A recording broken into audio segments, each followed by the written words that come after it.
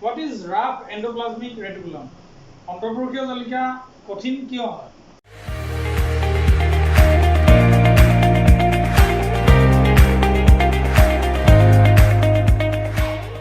Hello viewers, নমস্কাৰ, মই শ্ৰী ৰমপ্ৰকাশ নাথে আপোনালোকৰ আগলৈ লৈ আহিছোঁ নৱম শ্ৰেণীৰ জীৱৰ মৌলিক একক পাঠটোৰ তৃতীয় খণ্ড। আজি আমি পঢ়িবলৈ গৈ আছোঁ অন্তঃবৰ্ষীয় জালিকা সম্পৰ্কে। অন্তঃবৰ্ষীয় জালিকা, ইয়াকে ইংৰাজীত কয় ER চমুকৈ বা এণ্ডোপ্লাজমিক ৰেটিকুলাম।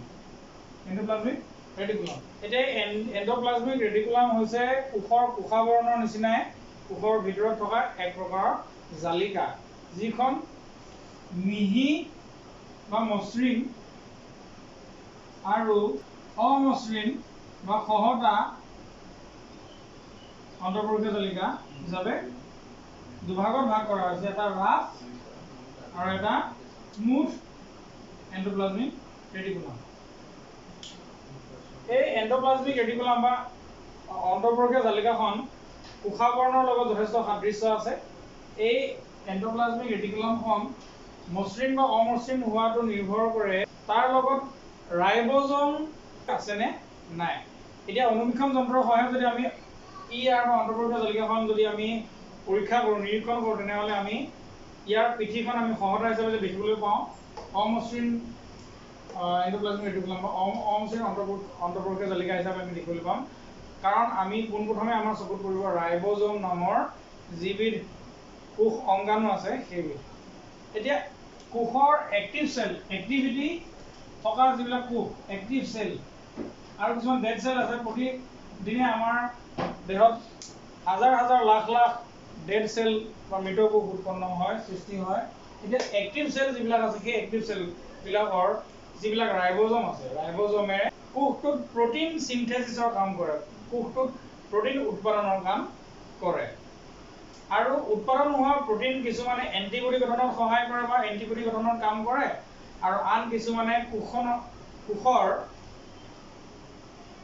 কোষাবৰণ বা সাইটোপ্লাজমখন গঠনত প্ৰত্যক্ষভাৱে সহায় কৰে। আৰু এই কোষাবৰণখন গঠনত প্ৰটিনৰ লগতে যথেষ্ট পৰিমাণে লিপিডৰ অণুৱেও অংশগ্ৰহণ কৰে। আৰু অন্তঃবৰ্ষীয় জালিকাত থকা যিবিলাক ৰাইবোজম আছে সেইবিলাকে উৎপাদন কৰা প্ৰটিনসমূহ আৰু লিপিডসমূহে যিটো প্ৰক্ৰিয়াৰ জৰিয়তে সাইটোপ্লাজমখন গঠন কৰে, সেই প্ৰক্ৰিয়াটোক জীৱ উৎপত্তি বা মেমব্ৰেন বায়োজেনেসিস বুলি কয়। মেমব্ৰেন মানে আৱৰণ, বায়োজেনেসিস জীৱ উৎপত্তি, বায়োজেনেসিস।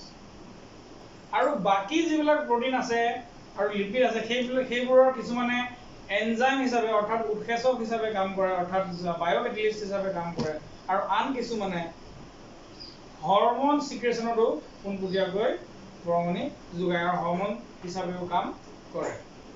ইয়াৰ পিছতে আহিলে আন এবিধ কোষ অংগাণু বা চেল অৰ্গেনেল, গলগি কমপ্লেক্স বা গলগি এপাৰেটাছ বুলিও কয়। এইটোকে অসমীয়াত গলগি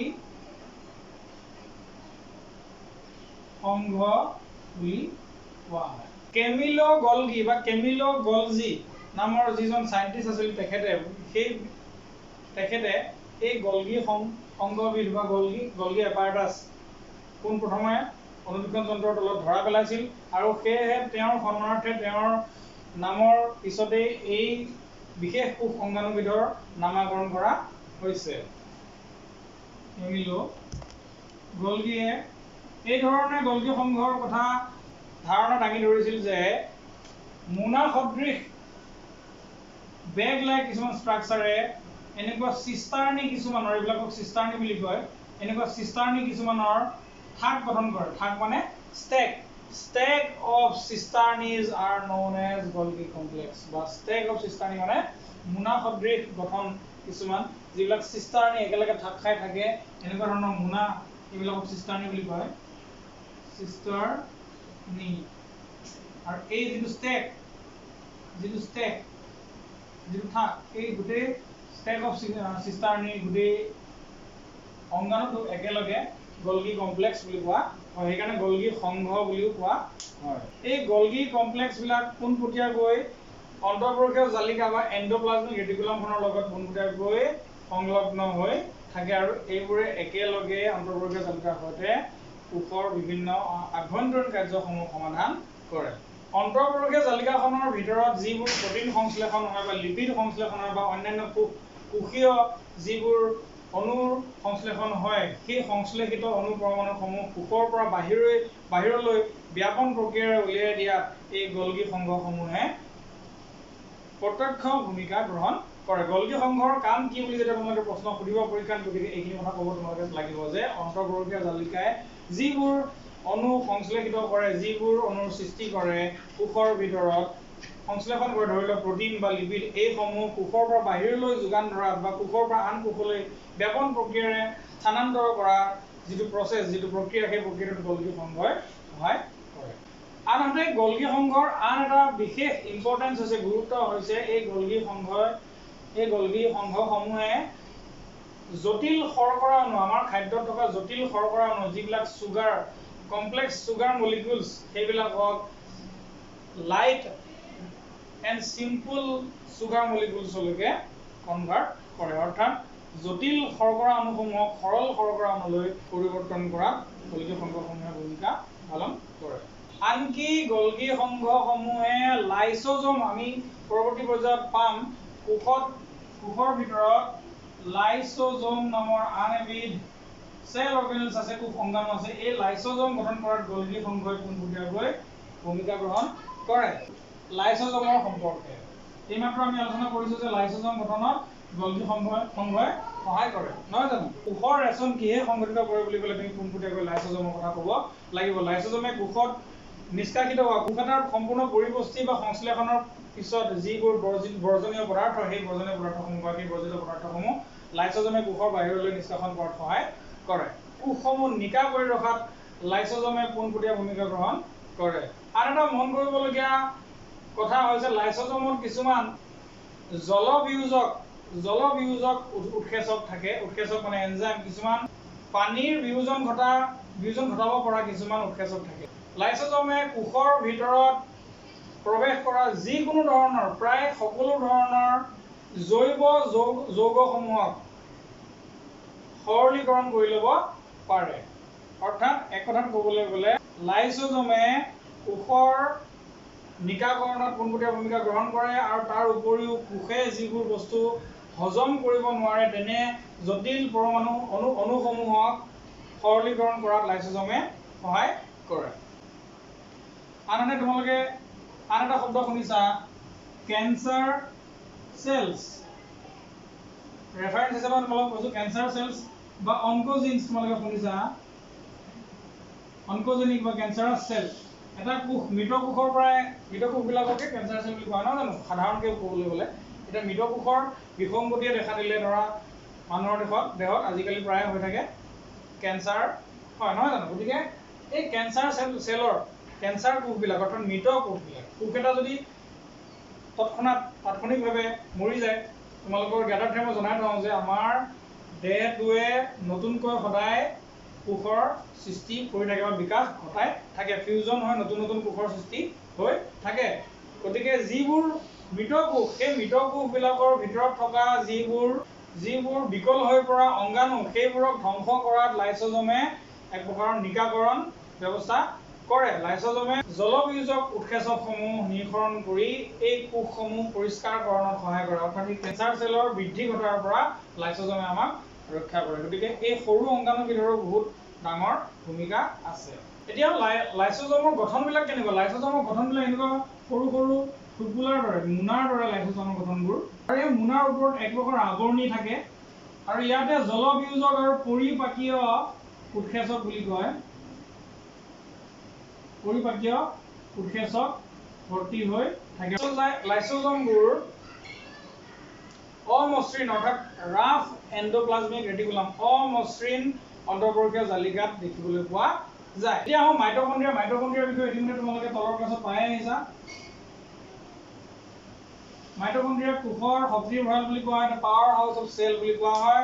ইয়াত ATP বিষয়ে তোমালোকে শুনিছা এডেনোচিন ট্ৰাইফচফেট এডেনোচিন ডাইফচফেটৰ বিষয়ে মই পুনৰাই নকওঁ শ্বসন প্ৰক্ৰিয়া কোষীয় শ্বসন যদি সংঘটিত হয় তেনেহ'লে মাইটকণ্ড্ৰিয়াতেই সংঘটিত হয় আৰু মাইটকণ্ড্ৰিয়াই সেই শক্তিসমূহ শৰীৰৰ বিভিন্ন তাপগ্ৰাহী বিক্ৰিয়াত ব্যৱহাৰ হ'ব পৰাকৈ বা অন্যান্য বিভিন্ন পৰিপাকীয় কাৰ্যৰ বাবে এই শক্তিসমূহ মাইটকণ্ড্ৰিয়াৰ পৰা ওলাই যায় এতিয়া মাইটকণ্ড্ৰিয়াৰ বাহিৰখন এটা মাইটকণ্ড্ৰিয়া এনেকৈ দেখাত কেপচুল এটাৰ নিচিনা তোমালোকে কেপচুলবিলাক দেখিছা কেপচুলৰ বাহিৰৰ ফালে এনেকুৱা এখন আৱৰণ থাকে এখন বাহিৰৰ আৱৰণখন ইয়াত বহুত তেনেকুৱা সৰু কিছুমান ৰন্ধ্ৰ থাকে some holes are there আৰু ভিতৰৰ যিখন আৱৰণ এনেকুৱা অকোৱা আঙুলি সদৃশ বিলাস সদৃশ হয়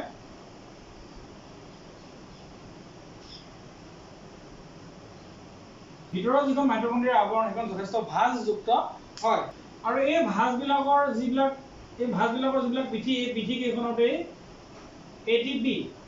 ATP অণু সংশ্লেষণ হোৱা যিটো জৈৱ ৰাসায়নিক বিক্ৰিয়া সেই জটিল জৈৱ ৰাসায়নিক বিক্ৰিয়াসমূহ সংঘটিত হয় আৰু মাইটকণ্ড্ৰিয়াৰ এটা উল্লেখযোগ্য বৈশিষ্ট্য হ'ল তোমালোকৰ পৰীক্ষাত এইটো প্ৰায় প্ৰশ্ন সোধে আৰু সুধিব যে মাইটকণ্ড্ৰিয়াৰ এটা উল্লেখযোগ্য বৈশিষ্ট্য উল্লেখ কৰা সকলোৱে মাইটকণ্ড্ৰিয়া কোষৰ শক্তিৰ ভঁৰাল বুলি ক'ব সেইটো লিখিব কিন্তু তাৰ উপৰিও মাইটকণ্ড্ৰিয়াই যে নিজৰ প্ৰটিন নিজৰ বাবে প্ৰয়োজন হোৱা যিবিলাক বিল্ডিং ব্লকছ তোমালোকে জানা প্ৰটিনছ আৰু building blocks of our body মাইটকণ্ড্ৰিয়াই নিজৰ বাবে নিজে প্ৰটিন সংশ্লেষণ কৰি ল'ব পাৰে ইয়াৰ আঁৰতে বা ইয়াৰ মূলতে হ'ল মাইটকণ্ড্ৰিয়াৰ নিজা DNA আছে আৰু ৰাইবজমো আছে মাইটকণ্ড্ৰিয়া এই ক্ষেত্ৰত স্বতন্ত্ৰ DNA আৰু ৰাইবজম মাইটকণ্ড্ৰিয়াৰ নিজৰ আছে সেয়েহে মাইটকণ্ড্ৰিয়াই নিজে নিজৰ প্ৰয়োজনীয় প্ৰটিনসমূহ সংশ্লেষণ কৰি বা তৈয়াৰ কৰি ল'ব পাৰে ইয়াৰ পিছত আহোঁ প্লাষ্টিড বুলি কয় প্লাষ্টিড নামৰ যিবিধ কোষংগাণু এটা কথা মনত ৰাখিবা তোমালোকে এই প্লাষ্টিড নামৰ যিবিধ কোষংগাণু সেইবিধ কোষংগাণু কেৱল উদ্ভিদ কোষতহে বিচাৰি পাবা প্ৰাণী কোষত প্লাষ্টিডৰ কোনো কাম নাই এটা প্লাষ্টিডৰ অন্যতম উদাহৰণ আছে ক্ল'ৰ'প্লাষ্টিড বুলি যিটো কয় তোমালোকে পাইছা ক্ল'ৰ'প্লাষ্ট বুলি কয় এইবিধ প্লাষ্টিড আৰু এইবিধৰ সহায়তে ফটোচিনথেসিস সংঘটিত হয় পাতত উদ্ভিদৰ সেউজীয়া অংশত নহয় জানো এতিয়া প্লাষ্টিড বিলাক দুই ধৰণৰ আছে প্লাষ্টিড হৈছে বৰণহীন প্লাষ্টিড কিছুমান আছে আৰু কিছুমান বৰণযুক্ত মানে বৰণীয়া যিবিলাক বৰণহীন প্লাষ্টিড সেইবিলাকক কোৱা হ'ব লিউকোপ্লাষ্ট আৰু যিবিলাক বৰণযুক্ত বা বৰণীয়া প্লাষ্টিড সেইবিলাকক কোৱা হ'ব ক্ৰোমোপ্লাষ্ট অৰ্থাৎ প্লাষ্টিড বিলাকৰ দেহত বা প্লাষ্টিড বিলাকত বৰণ থকা অৰ্থাৎ ৰঞ্জক পদাৰ্থ যদি থাকে তেনেহ'লে সেইবিলাকক কোৱা হ'ব ক্ৰোমোপ্লাষ্টিড বা ক্ৰোমোপ্লাষ্ট আৰু যিবিলাকৰ তাত বৰণ নাথাকে হেতা বৰণৰ কোনো ধৰণৰ ৰঞ্জক পদাৰ্থ নাথাকে সেইবিলাকক কোৱা হ'ব লিউকোপ্লাষ্ট এতিয়া ক্ৰোমোপ্লাষ্টৰ এটা উদাহৰণ হ'ল ক্ল'ৰ'প্লাষ্ট বা ক্ল'ৰ'ফিল এতিয়া ক্ল'ৰ'প্লাষ্ট বুলি কোৱা মূলতে হ'ল তাৰ মানে এইবিধ প্লাষ্টিড হ'ল ক্ৰোমোপ্লাষ্টিড আৰু এই ক্ৰোমোপ্লাষ্টিড বিধত থকা ৰঞ্জক পদাৰ্থটো যিটো সেই ৰঞ্জক পদাৰ্থটোৰ নাম হৈছে ক্ল'ৰ'ফিল থকাৰ বাবে ক্ল'ৰ'প্লাষ্টিড বুলি কোৱা হয় এইবিধ ক্ৰোমোপ্লাষ্টিডক আৰু এই ক্ৰোমোপ্লাষ্টিড বিধৰ কাম তোমালোকে ইতিমধ্যে পাই আহিছা কিন্তু এই ক্ল'ৰ'ফিলত পত্ৰহৰিত মানে সেউজীয়া কৰি ৰখা পাতক সেউজীয়া কৰি ৰখা উদ্ভিদৰ কোমল অংশক সেউজীয়া কৰি ৰখা যিটো ৰঞ্জক পদাৰ্থ তাৰ উপৰিও কমলা ৰং বা হালধীয়া ৰঙো দেখিবলৈ পোৱা যায় সেয়েহে উদ্ভিদৰ পাতবোৰ পৰিণত হ'লে বা উদ্ভিদৰ গা-গছ বা কাণ্ডবোৰ পৰিণত হোৱাৰ পিছত এটা সময়ত সেই হৰিত কণাৰ পৰা পত্ৰহৰিতবিধ লোপ পাবলৈ আৰম্ভ কৰে তাৰপিছত অন্য বেলেগ ৰং দেখিবলৈ পোৱা যায় সেইকাৰণে গছৰ পাত পৰিলে কমলা ৰঙৰ বা হালধীয়া ৰঙৰ সংমিশ্ৰণ দেখিবলৈ আমি পাওঁ এতিয়া লিউকোপ্লাষ্টত তোমালোকে মানে এইটো অবৰ্ণ কণা বুলিও কোৱা হয় ইয়াত তোমালোকে প্ৰটিনৰ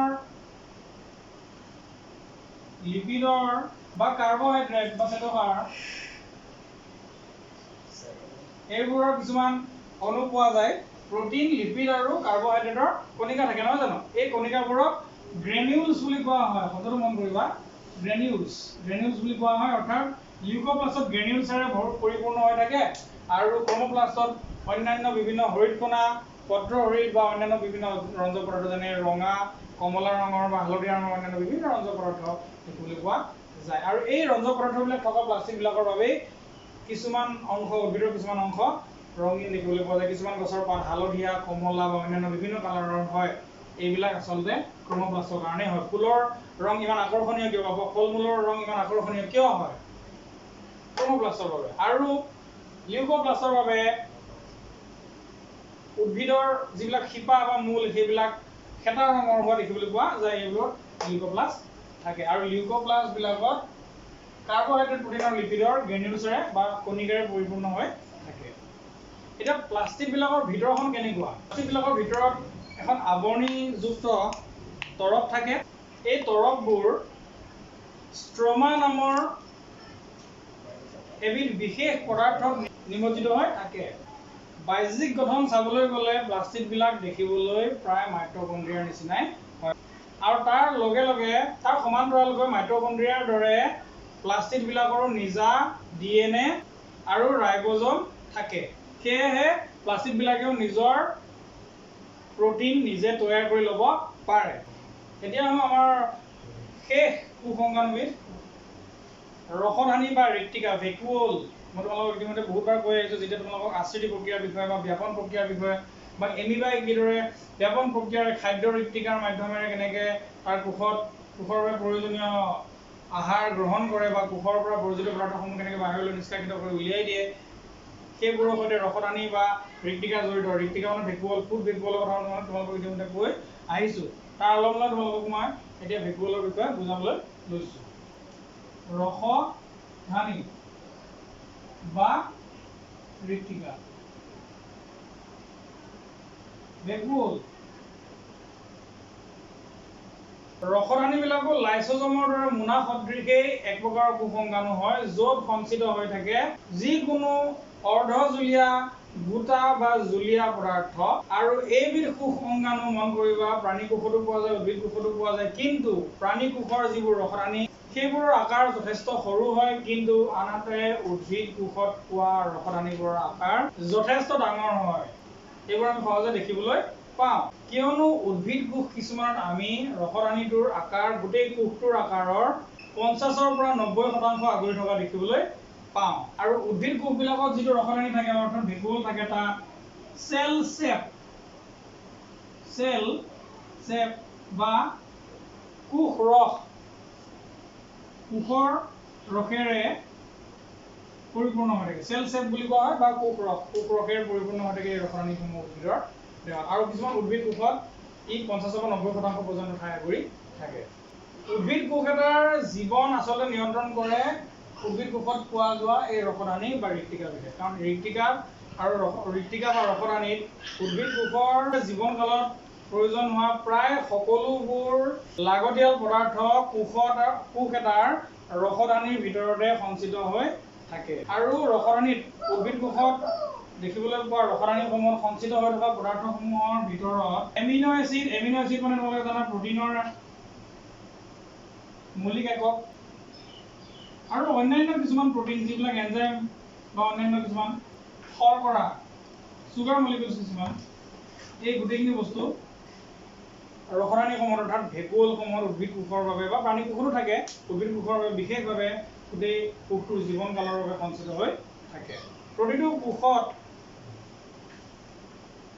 বিভিন্ন বৈশিষ্ট্যৰে পৰিপূৰ্ণ বিভিন্ন কুসংস্কাৰসমূহ বিশেষভাৱে এনেদৰে সংযোজিত হৈ থাকে যাতে এইবোৰে একেলগে মিলি কিছুমান কলা গঠন কৰে, আৰু কলাসমূহে যাতে এক নিৰ্দিষ্ট অংগ গঠন কৰিব পাৰে, যাতে সেই বিশেষ কামটোৰ বাবে সেই অংগসমূহ বা সেই কোষসমূহ নিয়োজিত হৈ থাকিব পাৰে, আৰু সেই অংগসমূহে তন্ত্ৰ গঠন কৰে, আৰু এনেদৰেই সম্পূৰ্ণ পৰিপক্ক এজন মানুহৰ দেহ বা এবিধ প্ৰাণী বা উদ্ভিদৰ দেহ গঠন হয়। সেয়েহে কোষক কোৱা হয় জীৱৰ গঠনৰ মৌলিক একক। তেনেহ'লে ছাত্ৰ ছাত্ৰীসকল আজি ক্লাছটো ইমানতে সামৰিছোঁ, আৰু তোমালোকৰ এই চেপ্টাৰটো জীৱৰ মৌলিক একক the fundamental unit of life চেপ্টাৰটো ইমানতে শেষ হৈছে। তোমালোকৰ কিবা জানিবলগীয়া যদি থাকে তেনেহ'লে আমাক কমেণ্ট ছেকশ্যনত সুধিবলৈ নিশ্চয় নাপাহৰিবা। আৰু এই পাঠটোৰ পূৰ্বৰ যিসমূহ ক্লাছ আছে সেইসমূহ তোমালোকে আমাৰ ক্লাছ 9 ছায়েন্স নামৰ যিটো প্লেলিষ্ট আছে তাত গৈ তোমালোকে চাব পাৰিবা। আৰু মই ডেছক্ৰিপশ্যনতো ইয়াৰ প্ৰিভিয়াছ ভিডিঅ'ৰ লিংকসমূহ প্ৰভাইড কৰিম। আৰু নেক্সট ক্লাছত মই এই পাঠটোৰ পৰা অহা বিভিন্ন প্ৰশ্নসমূহৰ বিষয়ে আলোচনা কৰিবলৈ চেষ্টা কৰিম। ইয়াৰ পিছৰ ক্লাছত এই পাঠটোৰ পৰা আহিব পৰা সম্ভাৱ্য অত্যন্ত গুৰুত্বপূৰ্ণ প্ৰশ্নসমূহৰ বিষয়ে আলোচনা কৰিম। তেনেহ'লে তোমালোকে আমাৰ চেনেলটো চাই থাকিবা আৰু চাই থকাৰ লগতে ছাবস্ক্ৰাইব কৰিবলৈ নাপাহৰিবা আৰু কাষতে থকা বেল আইকনটো অল কৰি দিবলৈ নাপাহৰিবা আৰু লগতে আমাৰ ভিডিঅ'সমূহ তোমালোকে চাই থকাৰ লগতে লাইক আৰু শ্বেয়াৰ তোমালোকৰ বন্ধুবৰ্গৰ সৈতে কৰিবলৈ নাপাহৰিবা। Thank you so' much.